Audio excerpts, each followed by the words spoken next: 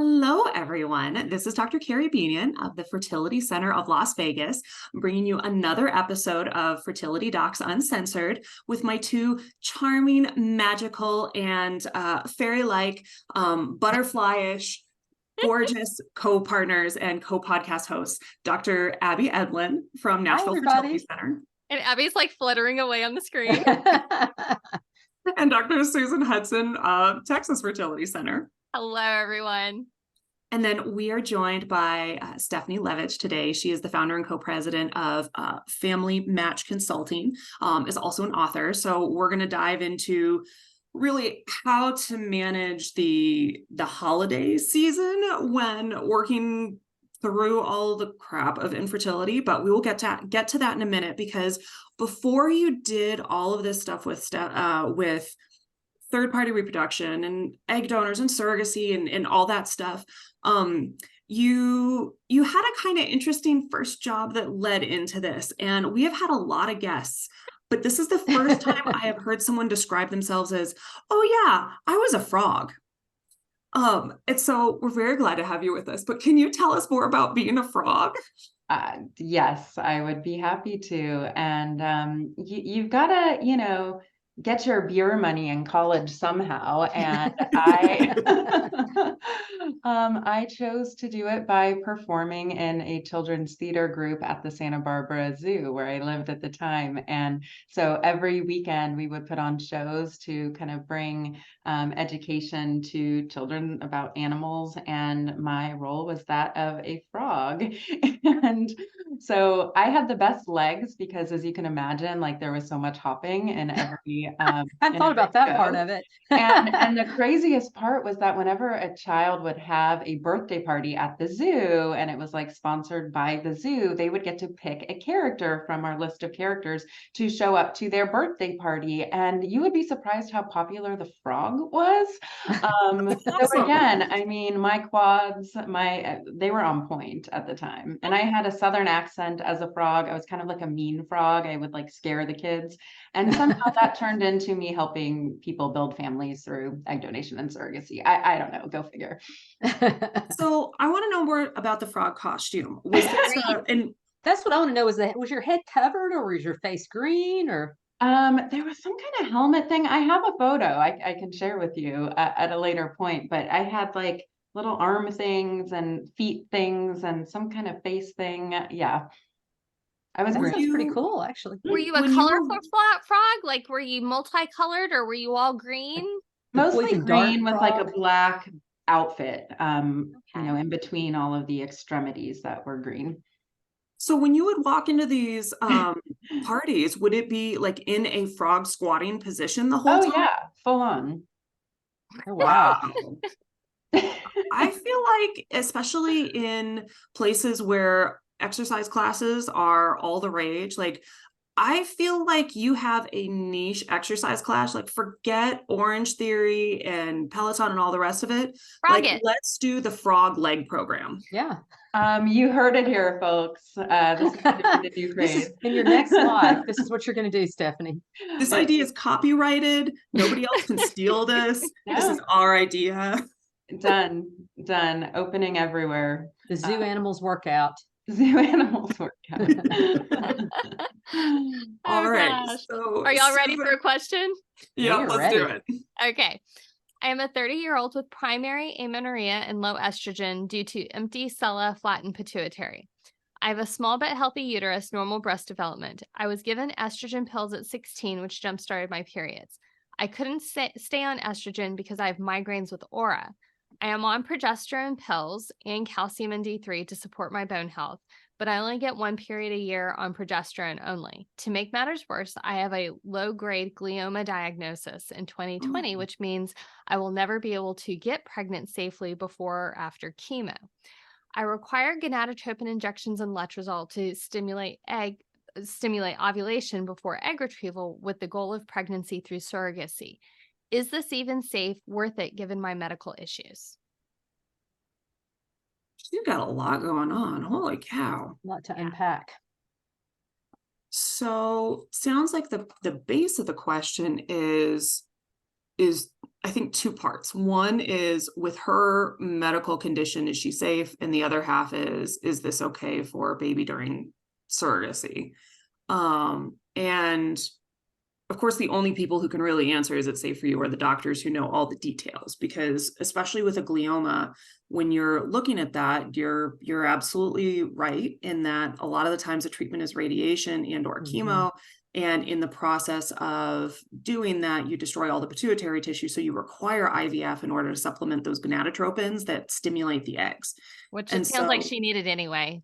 Which it sounds like she needed anyway from the hypopituitarism. So Yeah. that's not actually a loss in any way. That's just a continuation of the status quo for her. So that at least is all streamlined. But I think a lot of it really depends on what are the circumstances of your glioma, like, what's the stability of all of your blood clotting factors and your anemia as you're going through this.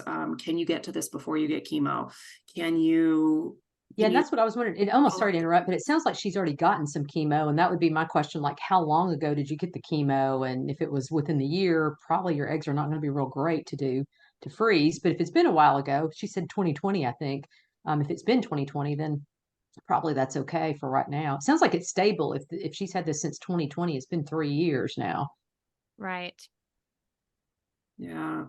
I mean, typically with all of this, whenever you're working with cancer patients, it's a balance. And this is where it's not just the fertility docs, it's the oncologists, it's the surgeons, it's the patient evaluating what the risks are, because there's always going to be risks with IVF. And those risks are looking at what is the risk for clotting, what is the risk for stroke, particularly when you're more susceptible to the effects of estrogen. And you've already ruled out the greatest risk of estrogen, which is the prolonged exposure in pregnancy, because that's definitely much more risky than most of what we do in IVF. And so that is now off the table with surrogacy, which is good. But you got to talk with your docs there and see what's the stability, like how's the glioma doing? How is your general health doing? And then also consider, if you have already had chemo, how many cycles it may take to get the embryos that you need.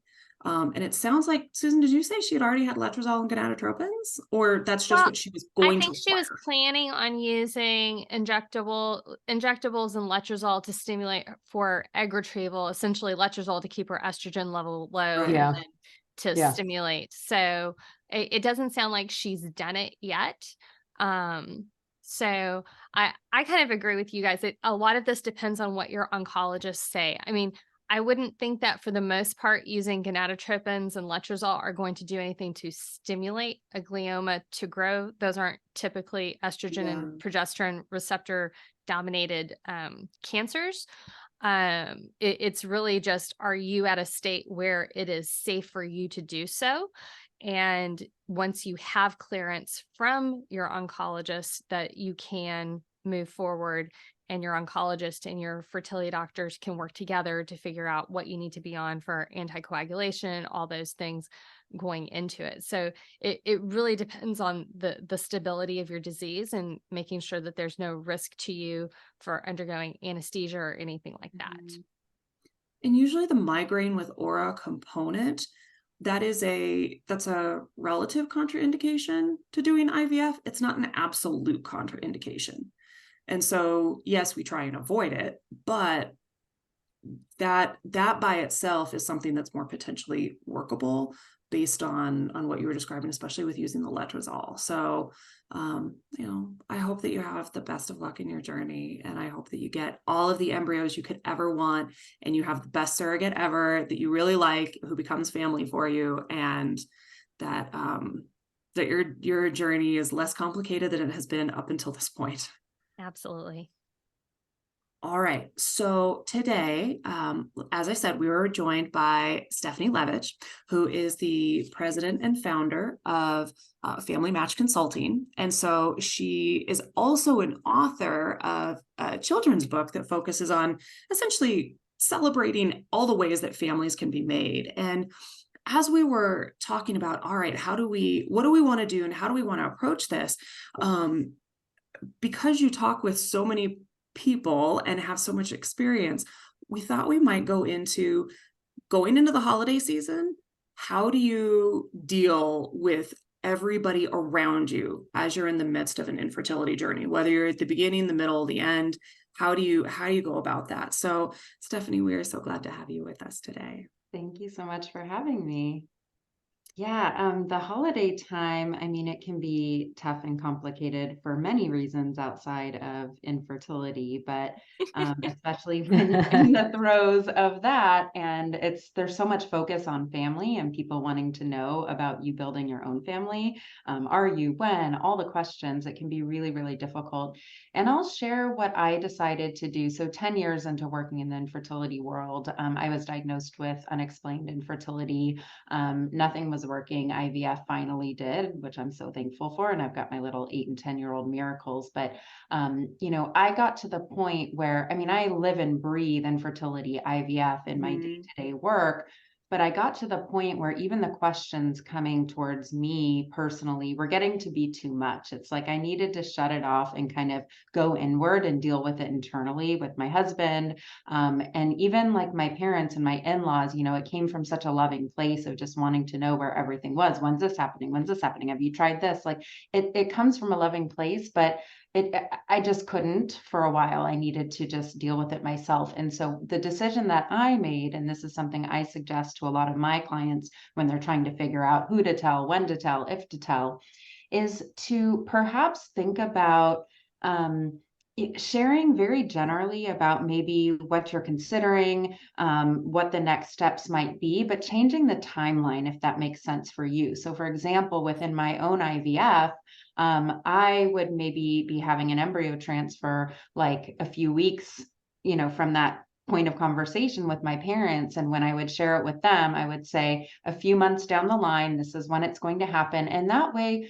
regardless of the outcome, I could make the choice and take the time to kind of deal with the emotions of it within myself before relaying that information. And the cool part about doing that was there wasn't like, I didn't have 10 people waiting for a phone call on the day I had my that's tough. blood test, right? That's a great idea. It really worked for me. And what ended up being really cool about it is when we found out the transfer worked, they didn't know that we had even transferred. And so it was like a week after we had found out the results, we had my parents and my in-laws over for dinner, as we did most Friday nights. And the way we shared it with them was we had 2 dogs at the time, and we like decked them out with like baby beds and balloons, and like let them out from downstairs while everyone's having dinner and everyone's looking around like, I don't get it. Like, wait, they didn't even comprehend because they knew that embryo transfer was like, I don't know, a couple months months away. later. And so it was just really fun to be able to surprise them with that once they realized what the heck was going on. So that ended up being a good outcome. But on the flip side, if it's bad news, then you're not having to share that same day. You can take a beat to kind of process it internally. That's a great idea. That's a great idea. So what do you do when some very well-meaning relative around the table has no idea what's going on? And they're like, well, so when are you going to have a baby? You guys have been married for a while. Have you not thought about having children yet? And, knowing what how do you answer that in a way that's kind and protects your emotions and, doesn't make them feel bad either? Yeah, I mean, there's a lot of ways to approach it. I know for myself, I would approach it. And it's so funny because everyone knows what I do for work. And so you would think that there might be just a little more sensitivity surrounding it, but no. A little. Yeah. I mean, in turn, I'll give you an example. When I was about to start IVF, one of my close friends were sitting down at sushi. She knows what I do for work, and I'd been doing it for 10 years up until that point. She said, I want to ask you something. Have you tried tracking your ovulation? Oh my goodness. I have never thought of that. You just solved my whole life. Like they mean well. But I think an appropriate response is either, you can very well just say like, it's not something that I feel like talking about right now, or it's something that is on our mind and we're thinking about and we're not sure what our timeline is yet. Just kind of keep it vague depending on how comfortable you are, in terms of like what you share. One of the things that has always kind of entertained me about that question, and maybe this is because I'm my brain's just a little bit off in some ways. But whenever someone asks that question, particularly if it's someone you're not particularly close to, like a close girlfriend who knows you're trying, that's one thing. But, Uncle Joe and Aunt Edna, like what they are essentially asking is, so, hey, are you guys having unprotected sex yet? And that's a unique question to come up with at the dinner table. Yeah. And so I have definitely had a couple patients who have turned that around on relatives that they like, and they don't want to be directly mean to, but they want to close down the conversation completely. And that has been very effective for them in getting people to think, oh crap, this is what I asked her, and Yeah. maybe shouldn't have done that. Yeah. I think a lot of times, a lot of times people don't understand when they're making comments about things, how personal it is when you're the recipient. My favorite family conversation wasn't necessarily about like when we were trying to get pregnant, but I actually got lectured twice by a family member on child spacing when I was actively pregnant. And I was like, number one, none of your business, which I didn't say because I love the person dearly. But it was like, this is kind of where we are, things happen at the time that they need to happen for each of us, and, that type of thing. But I think a lot of times people just, they don't think about how it's necessarily coming across. And, Stehpanie, as you mentioned, a lot of times it does come out of love, but it's out of a weird place. They just don't, they don't understand what's coming out of their mouth does not come to our ears in exactly the same way.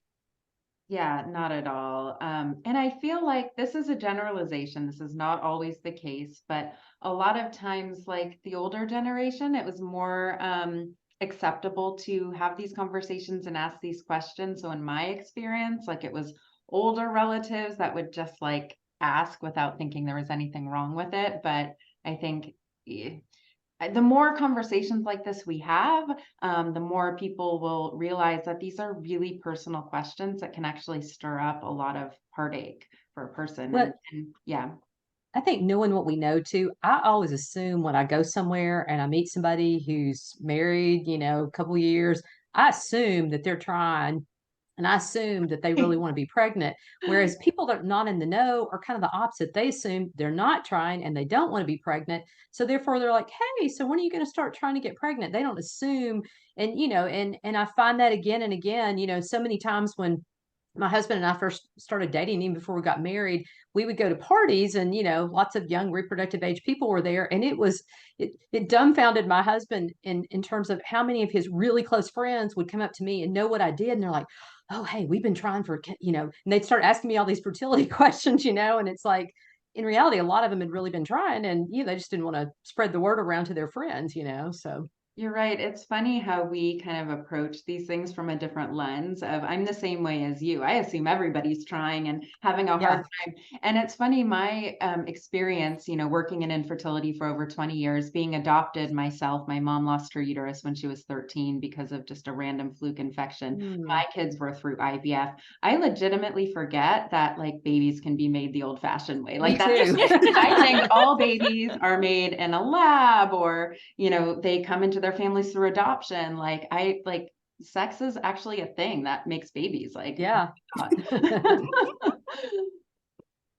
So how do you suggest to your patients as they're going through, when you hit a time when it's just gathering after gathering after gathering, and it's a wide variety of people, some that are very close to you, some that are just acquaintances, how do you suggest that they prepare to protect their own peace of mind, just general well-being, like when they know, because it's one thing when you're going to one graduation party and then you're done. It's something else completely when you're looking at all the stuff that happens in November, all the stuff that happens in December, right around New Year's, where it's just, you feel like you're getting hammered every week. Yeah.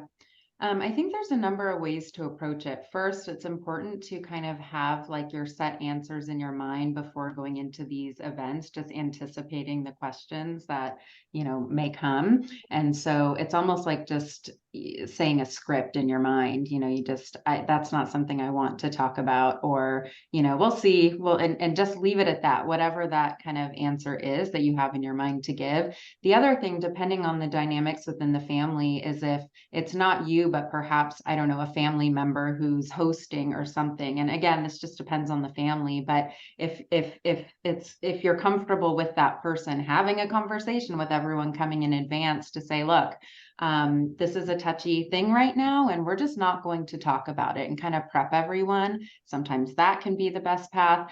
And then depending on the event, it's also okay to sit out an event if you're just going through, perhaps you just got bad news about an IVF cycle or a transfer, and you need to protect yourself and sit out. That's really okay too. You have to protect your feelings through this really difficult process. And so there's no right or wrong. It's kind of individually what's going to be the most helpful to you. But preparation and just knowing going in that these will likely be questions that come up, I think is important. Stehpanie, at what point would you advise people to maybe share some information? Because I do find, and I had infertility as well and did IVF, and I found that it was really helpful sharing with some people about what I was going through. Because, you also need support particularly when you get bad news. It's always helpful to have some support there. So in what instances would you recommend that maybe it's good to share with people, what you're going through? Yeah, I think every single person needs to have like a network of people, even if it's just one close friend, a spouse, a partner, a family member, even if it's just one person, but a core group of people they're close with that they feel comfortable connecting. And really the best people to connect with are people who have been through it before, not the ones who are going to ask, have you tried tracking your ovulation? They know you've been tracking your ovulation. Yeah. So, it's important to kind of protect yourself and not overshare unless that's something you want to do. But I think every person needs to have somebody to plug into, even a therapist, a support group. Resolve has lots of support groups of people who are going through similar things that you are. I can't even the amount that can help a person is huge. I have a lot of clients who will just announce on social media that they had their child through surrogacy, and the ripple effect that I see at Family Match with our phones ringing and people on the other end of the line crying, just saying, so and so shared their journey, and I realize I'm not alone. It's like the profound effect it has when two people connect who have had shared or similar experiences. It can really change so much. So along the lines of sharing, because you do need to share with some people. I mean, and at some point, even after you achieve your pregnancy, especially if you're doing something like through surrogacy, where it's very obvious that there have been other powers at play, what types of, how do you find it best to broach those conversations with your close friends and family members that you haven't maybe shared with, that it's like, okay, now's the time we really need to share, but how do I introduce this without it blowing up in my face? Yeah. Because I think there's a lot of fear in that. There's so much fear, and this is why I'm so passionate about having these conversations about family building, because the more we all tell our stories, the more it helps to kind of chip away at the stigma. And I think it's hard. It so much depends on like your family and the dynamic of the people you're close to in your life. For some, it's like, we're having a hard time conceiving. Surrogacy is our best pass. We've matched with the surrogate. She's pregnant, and they're going to jump up and down and celebrate and be so happy for you. And for others who maybe have never known what surrogacy even is, don't really understand how it works, that's when you have to really kind of explain certain things in hopes of them understanding that this is a beautiful way to grow a family and not something to be ashamed of. And I think you have to have those honest conversations and educate some people. A lot of people think surrogacy is all traditional surrogacy, and the surrogate is genetically, biologically related to the baby she's carrying. And so that's a conversation that you need to have. But I think once you say all the facts, do the explaining, and don't be upset if you have to explain. We can't expect everybody to just know all things family building, right? So you educate them. And if there's still any type of like, feeling where they don't accept it, or, they're not, approaching it in a loving way, that's when you kind of have to just separate a little bit and just know Mhm. that that's not a safe place to go to have these conversations. And that's okay. You find your safe place. You find your community of people that you can share this with and be supported. But the reality is that some people just aren't going to be those safe people. And once you know that, then you know it, and you act accordingly, and you just don't go there. Mhm. But I think it's so important to just, and that's why I wrote the book, from the start, a book about love and making families.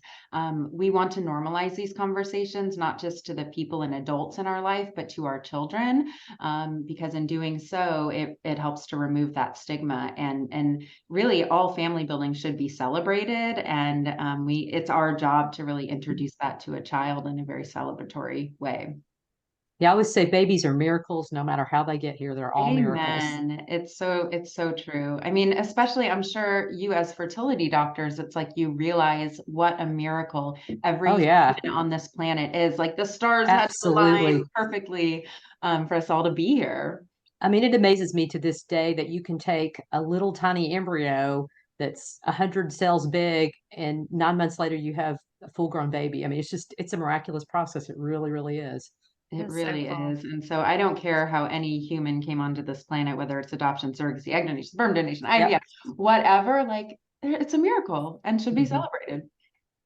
And I do think you have some great points about like helping spread information to help people understand that there are these different options available, and that they are more, normal per se, and that there's a lot of people who are having these issues. I mean, remember, 1 out of 7 couples has trouble conceiving. That's a lot of people. That's a crazy amount of people. And it breaks my heart when people are just like, oh, like when we as physicians go places and we're trying to spread news about, fertility care and things like that, we definitely kind of get beat down by the comments of like, oh, I didn't have any problems, blah blah blah, I don't know Yeah. anybody.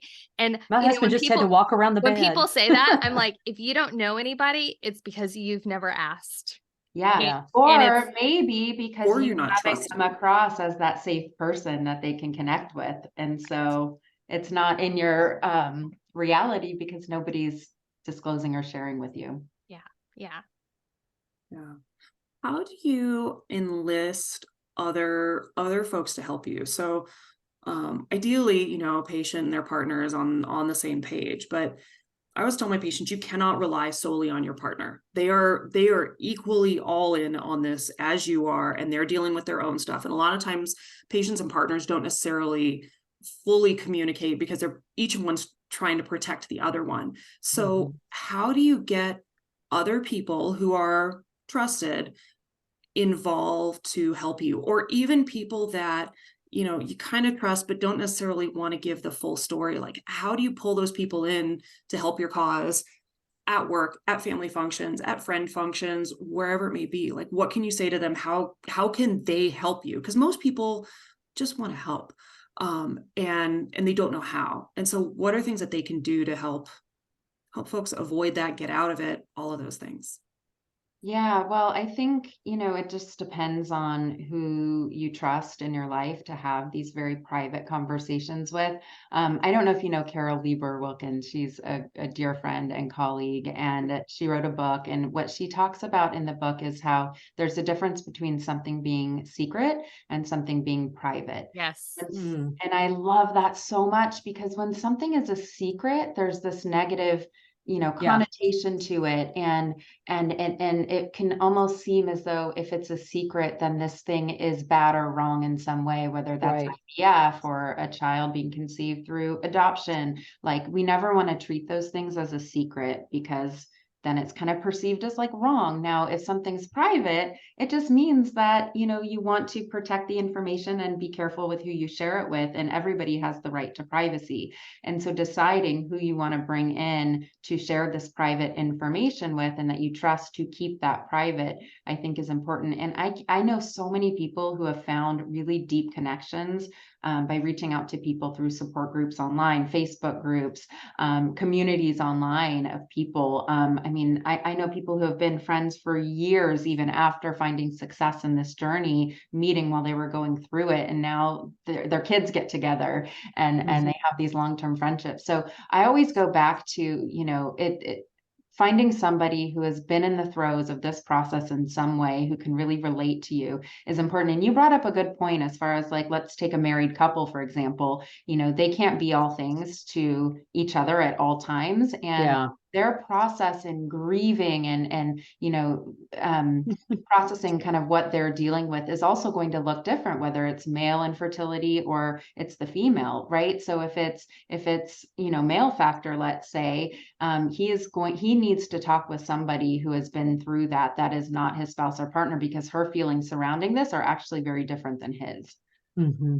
One thing that I found helpful when I was going through IVF is I had some friends and family members that I could give like little pieces of information, and I could ask for help and be like, I need you to do this. I need you to not really ask me why at this moment, and I will share it with you. But there are people in your life that you can say, I need something. I can't completely tell you everything about it. I will when I'm ready. But access those people, because those people are the ones who are going to come through for you in a pinch when you're like, oh crap, I have my egg retrieval on this day and I have something else that has to happen, but I really don't have to do it, but I need a body. Yeah. Mm-hmm. You know, those are important things. I just want to throw this out because this is kind of my holiday secret for people who are struggling with fertility, because I mean, I can say I do this when I go to a party and whoever's not drinking, I'm assuming is trying to get pregnant or is pregnant. Yeah. Because that's what we do. Okay. This is what we do for a living.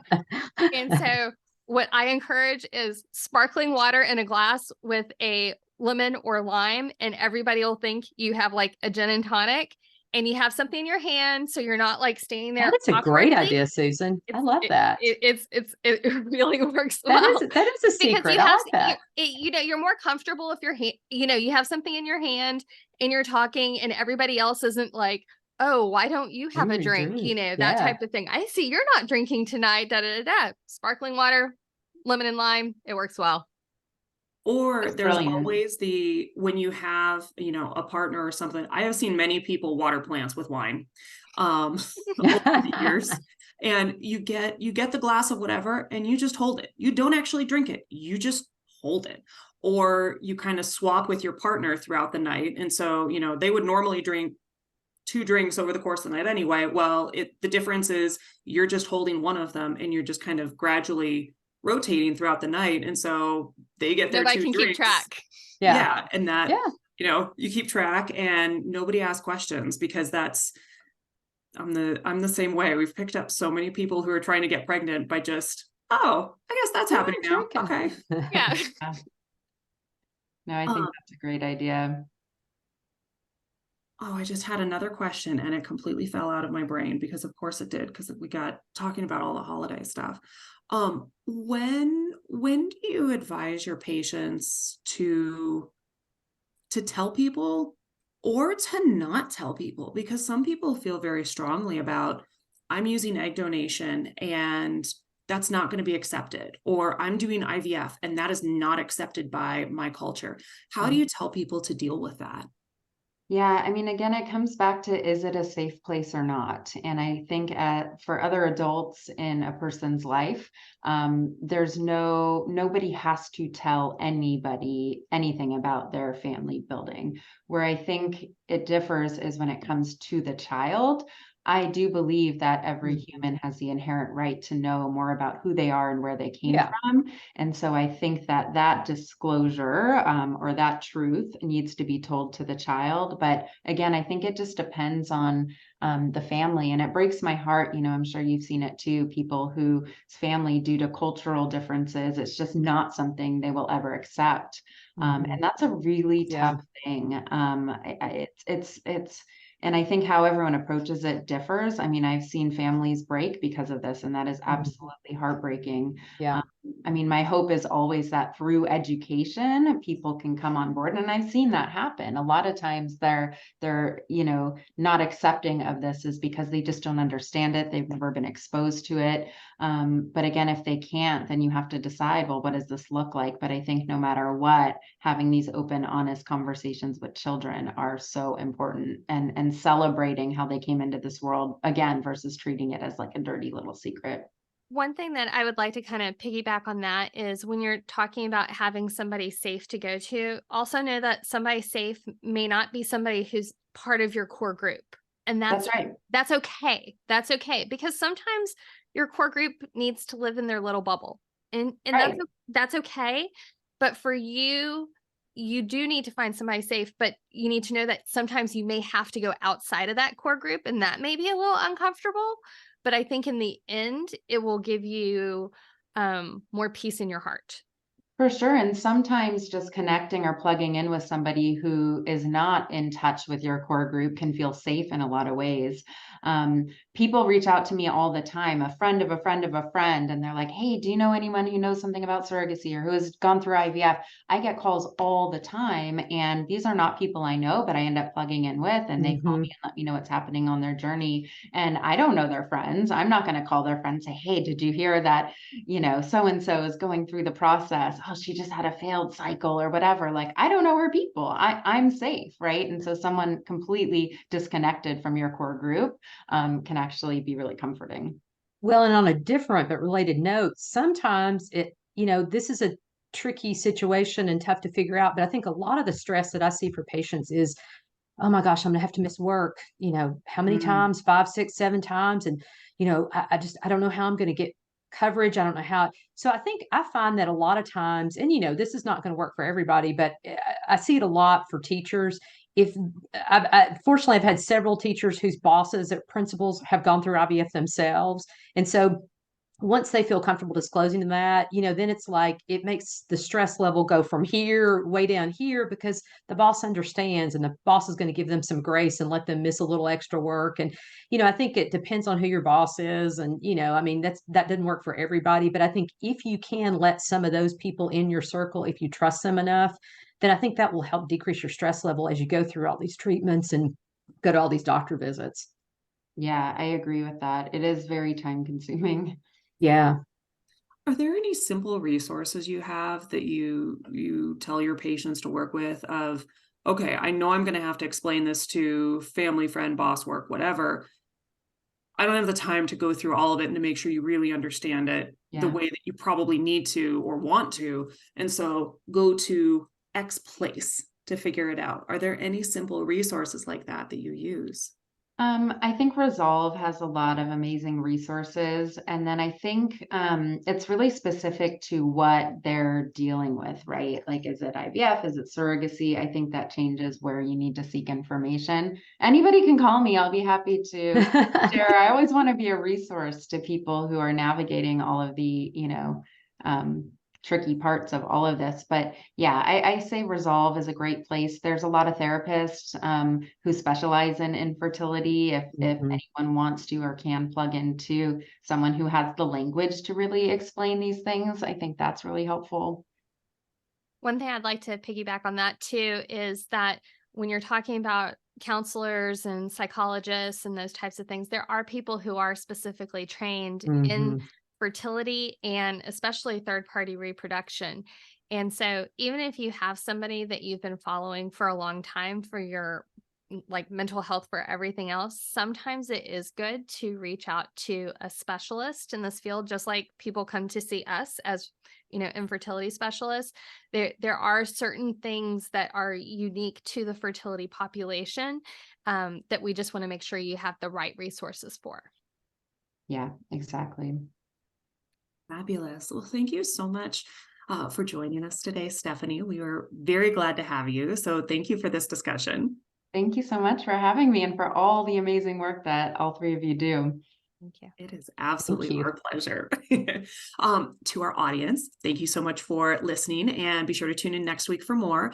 Remember, conference is coming up October 28th, just around the corner here, New Braunfels, Texas, right between San Antonio and Austin.